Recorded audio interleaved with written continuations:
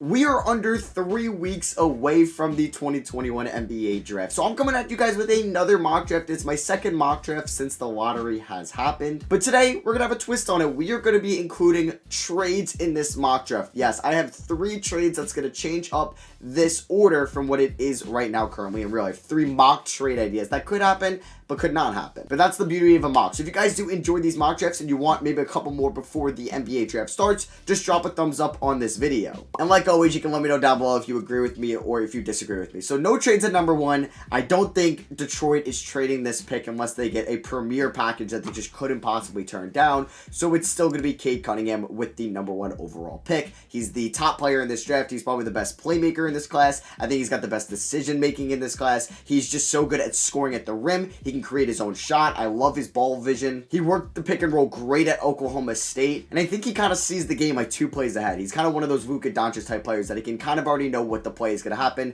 before really the first read is made. So Cade, number 1 consensus pick, I think, at this moment. Even though I do like Jalen Green a lot, I still have Cade slightly over him. I think it's closer than people think. I think, honestly, Green is closer to number 1 than maybe he is to Mobley as my 3rd player, in my opinion. So number 2, I would not take this man if I were the Rockets. I would go Jalen Green if I were them. But I think that the Rockets are going to take Evan Mobley at the moment. Now, there could be reports they might love Jalen Green's workout for them, and I think they should go Jalen Green, but I think they're going to go with Mobley. I prefer Green. They're going to go Mobley, I think, because they have Kevin Porter Jr. as a wing. They got Jayshawn Tate, Kenyon Martin Jr. Maybe they'd look at John Wall's successor and Jalen Suggs, but I don't think that's going to happen. I think they're going to look at Mobley and Wood in that front court, and if it doesn't work out, hey, Wood's a great trade piece. Maybe they're going to call up Golden State and be like, all right, well, we know you want to make a move. We'll give you Christian Wood. They give the keys to Evan Mobley, and they'll get assets in return because they could use more draft capital for the future. But I think the pick's going to be Mobley at the moment unless the report comes out. So you're already looking here, Matt. The Magic don't have the 3rd overall pick. So yes, this is my first trade. It will be the Orlando Magic trading picks 5 and 8 to Cleveland in exchange for 3. So they would be moving up to 3 to get 1 man and 1 man only. That is Jalen Green. I think he fits that team perfectly. He could be that shooter, that shot creator that they need for that young core. Because you got Markelle Fultz, you got Cole Anthony and RJ Hampton in that backcourt.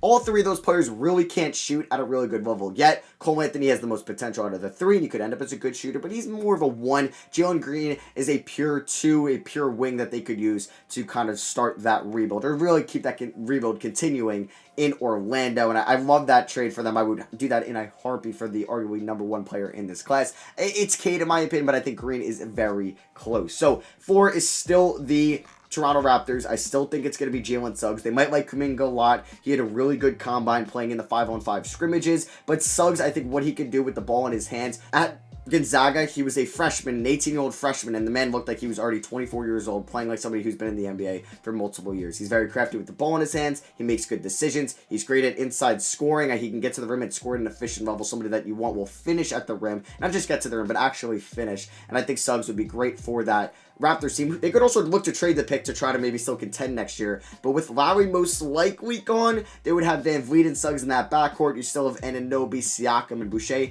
Not too bad at the moment. I think Suggs, yeah, they lucked out with him getting there. Or the Raptors doing well in the lottery, getting lucky and getting the chance to draft Jalen Suggs. Pretty dope. So next up, we have the Cavs, who have the first of their 2 top 10 picks now, making the trade with the Orlando Magic. And I think it's Jonathan Kuminga. I think the Cavs could make this trade because we're fans of Jonathan Kuminga. I'm speaking like I'm Cleveland. And they could want him at 3. And they're like, you know what? We don't need to do that.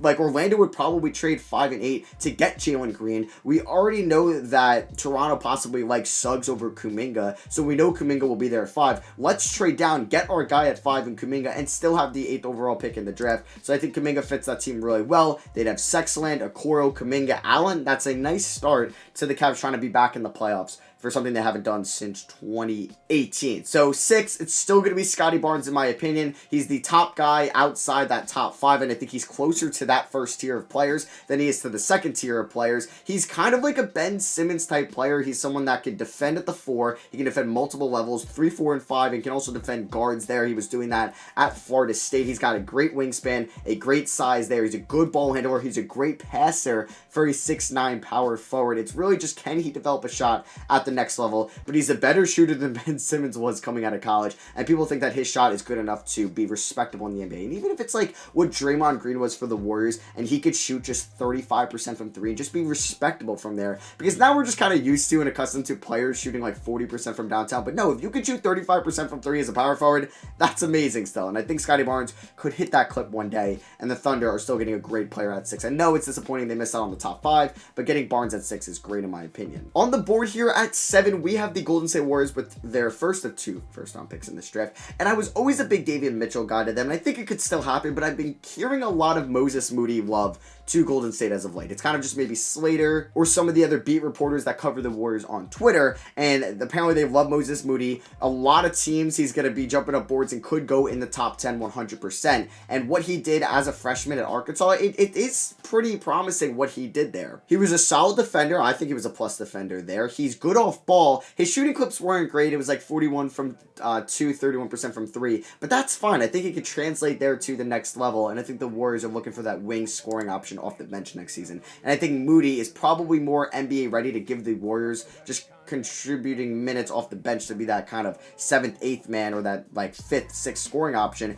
than maybe like a Jalen Johnson or Davion Mitchell for them. Next up, we have the Cleveland Cavaliers, who have their second first-round pick from the Orlando Magic trade, and this is kind of new to me. I really haven't thought of any of these players to Cleveland yet, and I think I really like the idea of Franz Wagner going there. I think they would be looking for a playmaker after kind of figuring out their young starting 5, like I mentioned with Sexton, Decoro, Kuminga, and Jared Allen. They get Franz Wagner, who I think would be a tremendous playmaker for them off the bench. Somebody that I think will be a top 10 pick 100%. It'll be in the back half of the top 10, but I think he's going to go there nonetheless. Next up, we have Sacramento here at 9. I'm a big Jalen Johnson to Sacramento guy, and I'm going to stick with that. Even with Keon Johnson on the board, I think their backcourt is a little cluttered right now with Fox and Halliburton, who rightfully so should be there. But then they have Buddy Hield, they have DeLon Wright, and that shouldn't stop you from drafting a Keon Johnson. I just kind of like Jalen Johnson, who can eventually replace Harrison Barnes at the 3 for them in the future, who was a good shooter at Duke last year. Next up, we have the New Orleans Pelicans, and I think Keon Johnson would be a great fit for them. Somebody that could be a 3-and-D wing. Yes, it doesn't really help out because he wasn't a great shooter at Tennessee this past season, so it's not that floor spacing that they need for Zion, but they can address that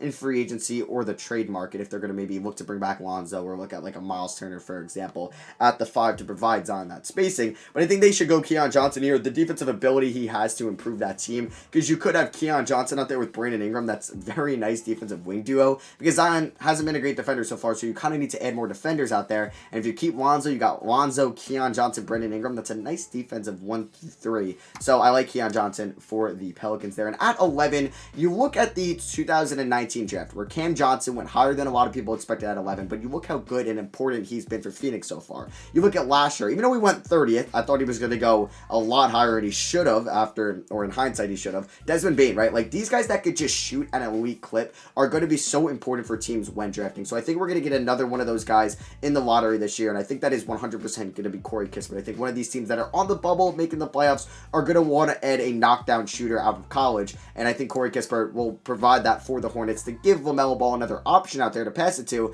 as well as helping the Hornets make the playoffs, because they were close last year. They were in the play-in tournament, but next year they would have a core of Gordon Hayward, LaMelo Ball, Corey Kispert, Terry Rozier, Miles Bridges. A lot of those guys can shoot at a really good level, and that could catapult them from just a play-in tournament to just being a playoff team next year. And yeah, we have trade number 2 here. It's the New York Knicks trading picks 19 and 21 to the San Antonio Spurs for pick 12. So yeah, they're just moving up 7 spots from their first pick, looking to get a guy that you'll see in a second who I'm going to have them draft, as well as the Spurs trading down just to get 2 first-round picks here, because they might look to move Derek White. They might look to move DeJounte Murray. That's apparently been reported that they're tradable, so they might just look to add more first-round picks in this class. So the Knicks here at 12, I love Davion Mitchell if he does fall to them there. A good defender, a good shooter, a solid passer, but he would just be, I think, like just a great addition to the Knicks. He would help them out on the defensive side. Tom Tibbs would love that. He technically doesn't need to be the number 1. I would still love the Knicks to go after Lonzo Ball, and imagine they would have Lonzo Ball, Davion Mitchell, and RJ Barrett as their 1 through 3, or just a Mitchell Ball backcourt. Yeah, that's going to be tough to score on. So I think that Davion Mitchell would be the point guard the Knicks need. Yes, they ended up taking a junior last year in the draft with Obi Toppin, or I don't know, he was an older sophomore or junior, and they would go in like the same direction with David Mitchell here, but I think Mitchell is a better prospect than Toppin was coming out of school, or just maybe not a better like pure scorer, as we obviously know because Toppin was Naismith Player of the Year, but Mitchell just as an all-around player to help the Knicks win and just be a contributor. I like that a lot for them. So at 13, we have the Pacers. Their first pick I'm going to have, I think he's listed as a small forward under here. No, definitely not. He's listed as a shooting guard, and that is going to be Josh Giddey out of Australia. Somebody that has great size. He's 6'8", 185, as you can see. He was a crafty scorer. He's kind of somebody that's not like, he's kind of like Luka. He's not the most athletic guy in the world, but just with his ball vision, with his playmaking skills, with the shot creation, he can get it done without being the most athletic guy on the floor. And I think the Pacers, who are looking to trade Malcolm Brogdon, are looking for their next point guard, and that could be Josh Giddey for the future. And you're like, Matt, the Pacers up again, isn't the Warriors pick? Yes, this is my third and final trade in this first round mock. It is the Golden State Warriors trading picks 14 and James Wiseman to the Pacers in exchange for Miles Turner. So the Pacers would now have picks 13 and 14. And I like the idea of getting James Bouknight, just another shot creator, off-ball shooter for the Pacers team, because they would have, honestly, a nice core with that. They would be adding Gideon, James Bouknight. They'd have Sabonis, Warren, LeVert, and Brogdon. That's still a team that can compete to make the playoffs, or at least make the play-in tournament next year. So with the pick that they got from the Golden State Warriors in that trade, I think they're going to take Alperen Sengun out of Turkey, to kind of replace Miles Turner as their 5 long-term answer there. We'll see, because Goga Bitadze really didn't work out as their lottery pick from a couple years ago, or was he lottery? He might have been non-lottery. Yeah, I think he was non-lottery. Oh, no, he was definitely lottery because they lost to the Celtics that year in the first round. But I think they would go Sengun here to be that kind of Miles Turner replacement. I like Turner. Obviously, I don't think Sengun will ever be that good on the defensive end. But as a nice floor spacer and somebody that could be a better shooter than Miles Turner, really what they might need next to Domantas Sabonis. So that is it for the lottery. Here's where the top 14 picks look like. We'll go a little bit quicker with the non-lottery. But yeah, we had Cade Mobley Green, Suggs Kuminga Barnes, Moody Wagner Johnson, and then Johnson Kispert Mitchell, and then finally Giddey and Sengun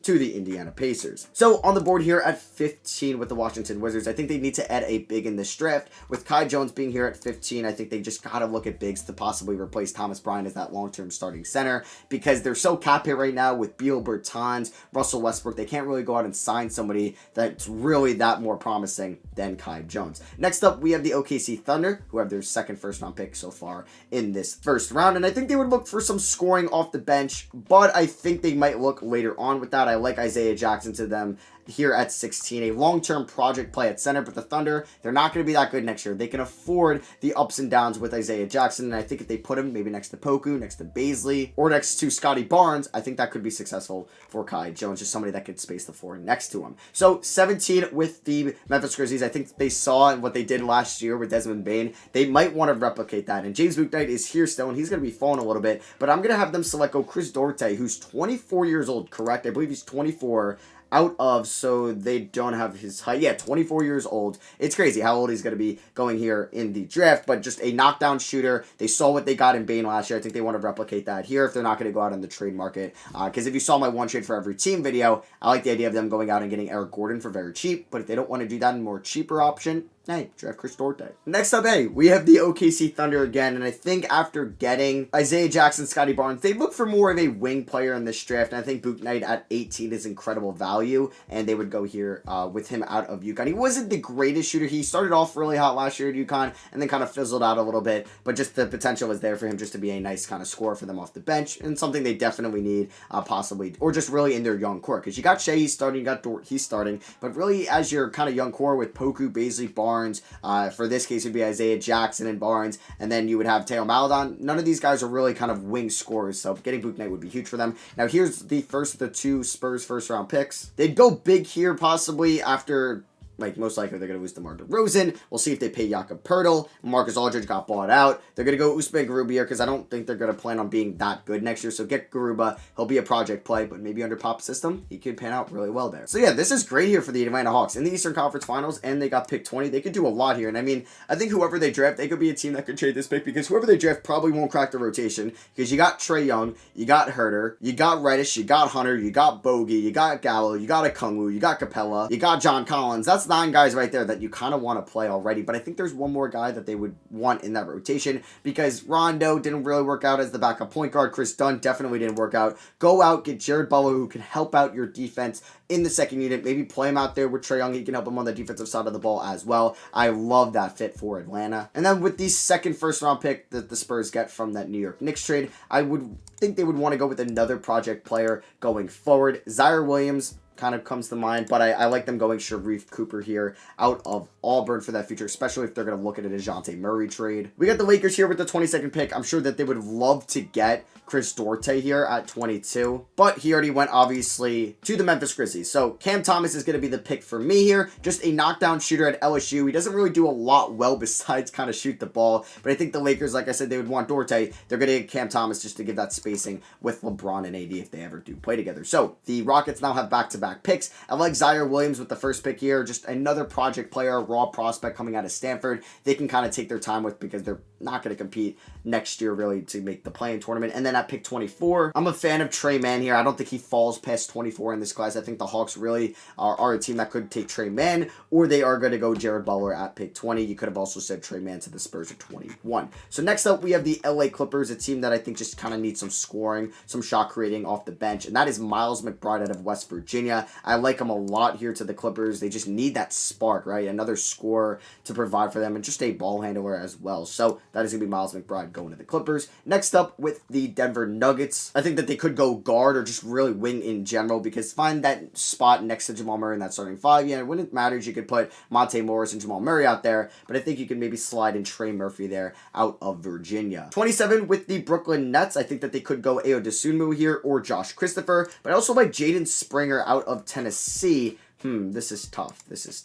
I think I'm going to have them select Ayo Dosunmu just because he's a little bit more experienced, and I think they want somebody that can help them win a championship next season. They don't really want to wait on maybe a Josh Christopher or a Jaden Springer. So we got the 76ers here at pick 28. I'm going to have them go Josh Christopher, somebody that can maybe possibly replace if they make a big trade. I don't know if it's going to involve Thibault or Maxey, but replace one of them going down the line. I think it's either Joshua Primo or Christopher, just getting some of these young wings that could potentially be good floor spacers for them, because especially if they're keeping Ben Simmons, they'll need all of that. At 29 for the Suns, I'm a fan of Nishan Highland, Deshae Nix, and Jaden Springer, who I'm going to have them select here, because they're going to have to pay DeAndre Ayton. They're going to have to pay Mikal Bridges. Oh yeah, Chris Paul could opt out, so they're going to want to pay him to bring him back as well. They're not going to be able to afford Campaign, it looks like, so they're going to go out, get that backup point guard in the draft. It is a great point guard class, so getting Jaden Springer at 29 I think is great value. And then finally, with the 30th pick in this draft, I'm going to have the Utah Jazz select big man Greg Brown. We'll see what they do with Derek Favors, but they could really use Greg Brown as just a backup big, maybe have him and Azubuike coming off the bench together. So yeah, that is my really mock draft 2.0 from the lottery, with some trades that involve the Magic trading up to 3, the Warriors trading for Miles Turner, and the Knicks using their 2 first-round picks to move up to pick 12 to select Davion Mitchell. So here it is. Let me know what you agree with or disagree with down below. Do you like what I said about your team's pick, or do you disagree? Hey, let me know down below. If you guys want to see more mock drafts, drop a thumbs up. I'd really appreciate that a lot. We're getting close to the draft. I am super excited. I'm going to probably drop some more draft videos, maybe like what each team should do if I were the GM of every team. Also, my big board in this class as well. I think I might do my top 30 or top 50 big board as well. So you can be on the lookout for those, and obviously more mock drafts. So yeah, thank you all for watching. I love you guys, and I'll catch you all on the next one. Peace.